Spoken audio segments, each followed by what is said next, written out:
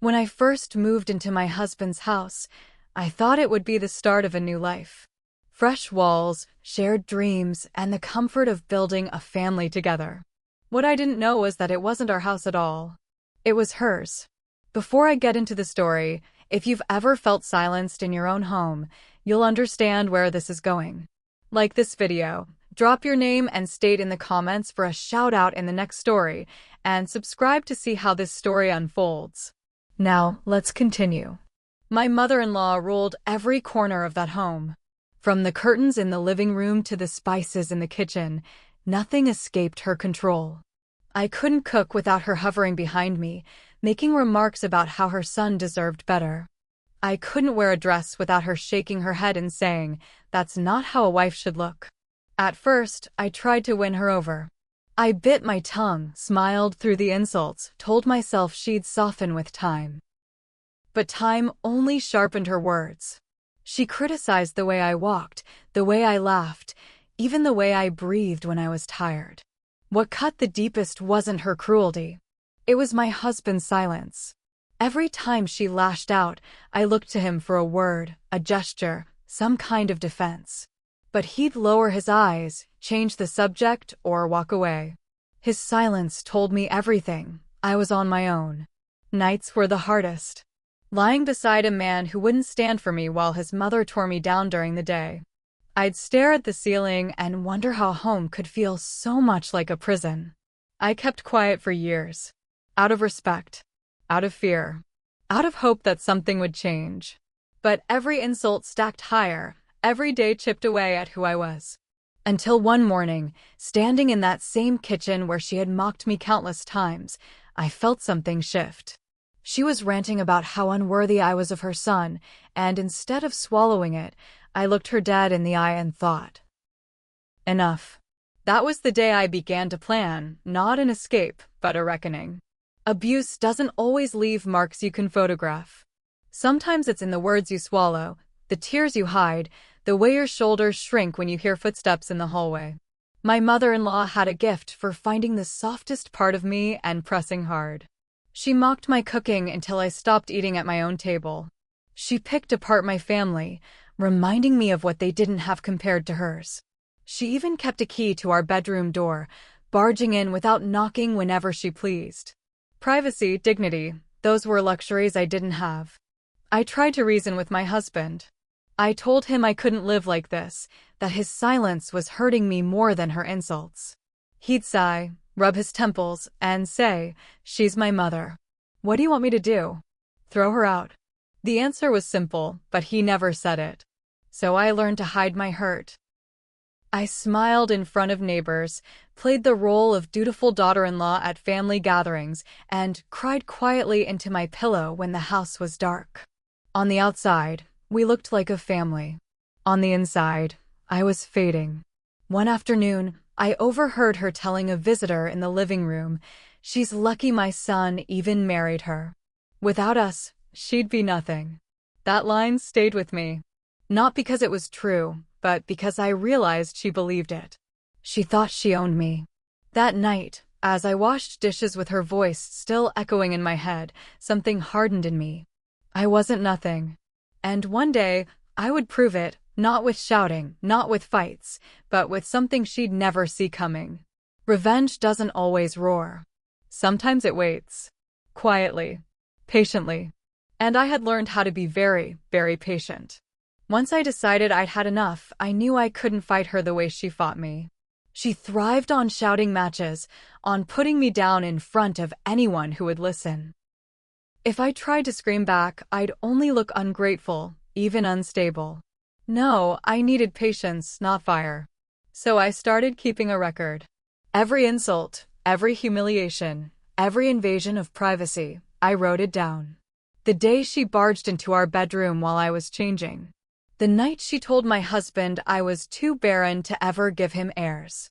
The mornings she locked me out of the kitchen, saying her son deserved food cooked with love, not laziness. At first, it felt petty. But as the pages filled, I realized I wasn't just writing for myself. I was building proof. I also started talking to people, quietly. a counselor at the community center, a women's legal aid group, a close friend who had once escaped a toxic marriage herself. They gave me advice, names of lawyers, and something I hadn't felt in years, validation. Meanwhile, I played my role at home, smiling at dinners, nodding at her sharp remarks, letting her believe she still owned every corner of my life. She had no idea that with every cruel word, she was handing me another brick to build the wall that would trap her. My husband stayed the same, silent, evasive, loyal only to his comfort. His indifference cut deep, but it also strengthened my resolve. If he wouldn't defend me, I would defend myself. By the end of that year, I had a folder thick with documentation, contacts who were willing to speak, and the courage to act. And one morning, as she berated me over how I folded the laundry, I caught myself smiling. She thought she was breaking me. But really, she was writing the ending to her own reign in this house. It started like any other morning. She was in the kitchen, complaining about how I never boiled the tea strong enough. My husband sat at the table with his head buried in the paper, pretending not to hear. For years, this was the rhythm of our home, her voice sharp, his silence heavy, and me standing in the middle. But that day was different. I had made a call the week before, and now it was time. Just before noon, a pair of officials knocked at the door. She rushed to answer, all smiles and politeness, assuming they'd come for her son. But when they asked for her by name, her face strained. They handed her papers, an official notice citing harassment and emotional abuse. Along with it, a court order requiring her immediate removal from the matrimonial home until the case was reviewed. She turned to my husband in shock. "Say something," she demanded. But he just stared at the floor, too cowardly to lift his head. His silence, once my deepest wound, became her undoing. She sputtered, denied, called me ungrateful. But every detail was there in my notes, in the statements from neighbors who had overheard her tirades, in the quiet testimony of those who had seen me shrink under her shadow. The case wasn't about opinion anymore. It was about proof. That afternoon, she packed her things in shame, muttering curses under her breath. Neighbors stood outside watching, their whispers carrying louder than her protests. For years, she had strutted through the street as the matriarch. Now, she left it with her head bowed. I didn't gloat. I didn't even speak. I just stood in the doorway and watched her step into the car, knowing the house she once ruled was no longer hers. And for the first time in years, the silence inside those walls was not heavy. It was peace. After she left, the house felt different. The walls didn't echo with her sharp words anymore. The kitchen was mine again.